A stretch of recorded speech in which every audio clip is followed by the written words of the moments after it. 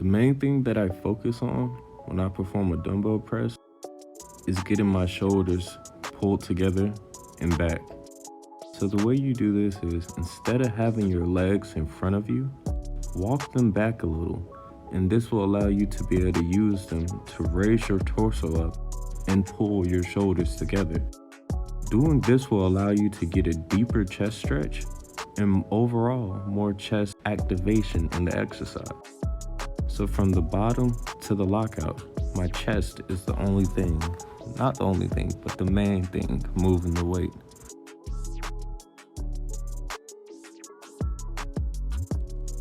Now the same applies for an incline dumbbell press. Only thing I would say I focus on is, of course, the angle's a lot different. So I just focus on finding the proper angle to really get a good squeeze at the top and a good stretch at the bottom.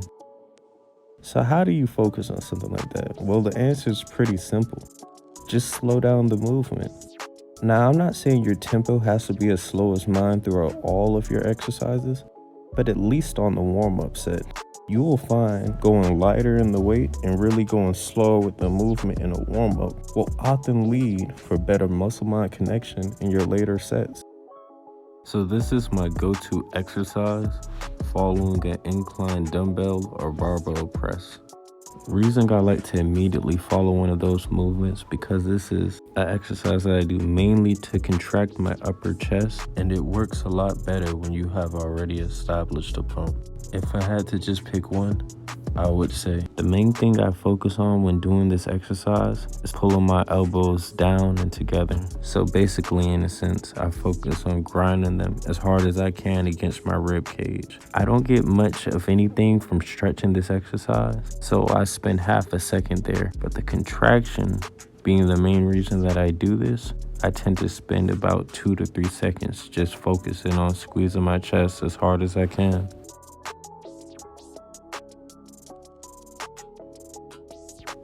Cable flies is one of my favorite exercises for building overall chest size. Pec decks or dumbbell flies just simply don't do it for me. There's a reason the striations in my chest show up a lot more when I do these. It's because cable flies put a great amount of stretch on the chest.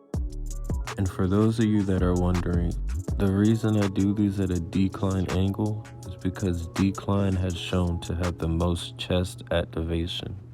While I don't do this all the time, this is the way I prefer to do my cables. The main thing that I harp on with my training and that of my clients is going thumbless. When you go thumbless, you take out a lot of your grip strength and forearm activation and force your triceps to be the main thing responsible for moving the weight. Now, I don't do this all the time because using your grip strength and forearm strength, you're able to lift a lot heavier loads and thus overload the tricep. But this is a good technique to get your tricep to work throughout the whole movement. Now, while I do go thumbless with the rope, my main focus is pulling the rope apart as far as I can at the bottom and really just get a good contraction on the tricep. This exercise is really my last set of the day, so it's more of a burnout. I hope you guys enjoyed the video. If you did, like, comment, and subscribe.